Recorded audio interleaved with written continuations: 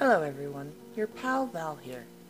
I find myself creating a script and clobbering together a video on the Illuminati situation, but unfortunately a myriad of problems have arose in my surgeries and I cannot foresee doing a full audio recording for my intended video.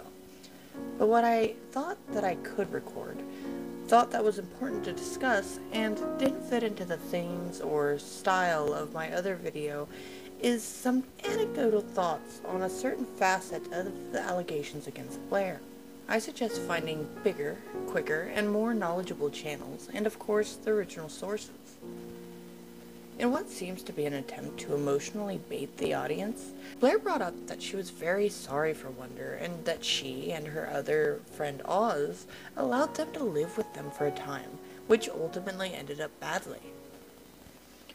However, upon further inspection, it seems the intention of SadMilk was bigger than just Wonder, accepting that Wonder, a substantially smaller and younger YouTuber than Blair, was the only person to have made it as far as he did. Though one could definitely argue that Oz was perhaps an even bigger victim in this. However, he did own the house, and until he speaks more on it, I don't feel that that would be responsible to say. Multiple former SadMilk employees kept saying the phrase, Blair wanted to be a landlord. That bothered me the more times I heard it because I happened to be a property owner and, previously, a landlord. The original plan for SadMilk seems to have been for Blair to build homes for and rent out to every other member of this company, which strikes me as an interesting choice for someone who literally has videos on company towns. But let's continue. This Cul-de-Sac, more like Cult-de-Sac, looks nice on paper of course, but there are so many red flags here that it's bewildering. So let's talk about Wonder, an actual teenager she roped into living with her and abused on many fronts. Wonder was 19 when he moved in with Blair and began officially working for her, previously only working with her in a group project and paying dues to that project, which she had the largest subscriber count of the group, progressively paying more and demanding more and more from the group in return. Without going into too much detail, let's look at a few basic points. He lived with Blair, he worked for Blair, and he owed her approximately $40,000 for a BMW she insisted on.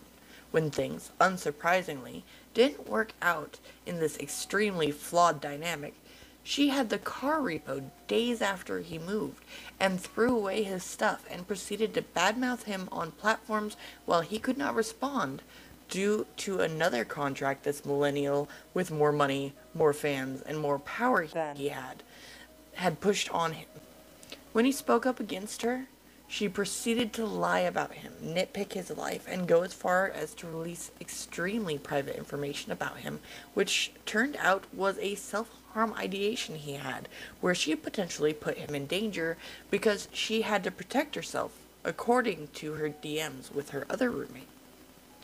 So, that's a lot. But let's talk about being a landlord. Tenants have rights. People have rights. It is wholly unethical that a woman with a channel that thrives off of people watching, interested in adding bad business practices, cults, scams, and MLMs, to have a situation like this in the background, one she specifically left out of her own story because she knows how bad it is. I'm aware that Oregon and Colorado are different districts and the laws vary, but in Oregon, after 30 days, someone is a resident of that home. I've offered my home as a place to stay for friends, online and otherwise, but I would never rent out to an online friend, and I certainly would not buy a house for them. I've rented to coworkers, but I would never rent to someone who worked for me. I've given people a lot of grace on rent when they've come on hard times, but you would not catch me dead lending to them thousands, much less $40,000 on a car. This is an abusive dynamic, and as soon as it went sour, she reacted in a way I cannot fathom could be legal. In Oregon, former residents have 90 days to pick up their property before it switches hands, and that is only after a formal eviction, with the only question being if there needs to be a police escort. She took the income, the home, the car, and the entire online image from a young man with 2/3 her life experience and 1/10 the adult experience, and bolstered and stole his dreams at her whim. That's not a landlord, that's a cult leader. And I feel absolutely justified in saying that with what little we have of her personal life. She absolutely followed the bite model. More on that to come. But what I will also tangentially say is that I know exactly the kind of landlord that Blair was being. My own grandmother, who I bought this property from, and I did the management of the rentals for, because I do not rent personally. I rented from her, and as part of making my life easier, she gave me extra duties, which was to run a property that was mismanaged and that she had, in previous times, clearly illegally dealt. Reading the state bar is not a difficult concept, and living by it is even easier most of the time. But because she would go out of her way to find people that had fallen on hard times and needed a place to live that was not where they were currently living, she could get away with things like not doing proper maintenance, or not doing things quite right, or peeking through their windows, or getting on their case when their yard was just too dirty with those 2 water bottles or what have you. But she also enjoyed taking advantage of watching people work, and so she would have people do odd jobs for her as repayment for the favor that they clearly owed her, even though they were paying rent. And if they were ever late, you could be sure that she was there every day first thing in the morning, waking them up to see if that money would be arriving, even though she did not need it. But even she didn't go after 19-year-olds, and she didn't loan them money for cars. And she certainly didn't loan them money for cars, take the car away, and then throw away all their things. She might have gossiped at her favorite local bar, but I can tell you that she never took to Twitter while the former tenant had an NDA which restricted them talking back. What's important is that people on the internet, and most importantly, young people, realize that often when deals are too good to be true, and are to the sum of thousands of dollars, you should absolutely discuss things with a lawyer. Obtaining a lawyer isn't very difficult so long as you are patient and willing to wait for the things you want. If anyone is pressuring you into hurrying up, this is not a deal that you want to make. We absolutely all dream of hanging out with our friends in a shared, large, luxurious home and doing our own personal dreams in a way that feels fulfilling and satisfying and around a group that overall supports you. That is the human condition.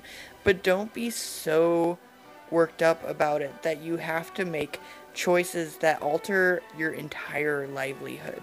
Take things slow, think things out, and more than anything, watch out for predatory behavior when it comes to these kind of deals. Watch for people who care too much, people that tell you that they're doing it for you, even though you're going to be paying them. And as an anti-MLM orbiter, more than a member of the actual activist group, I would like to just kick over a question.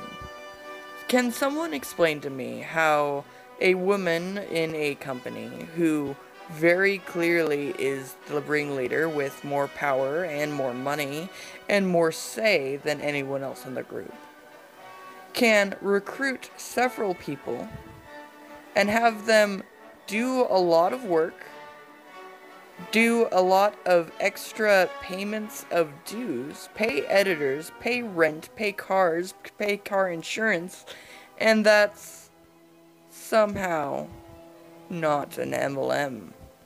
Because I'm seeing one person at the top and a trickle-down system from there that somehow, someway, ends up with that money going back upwards. I guess that's just some food for thought.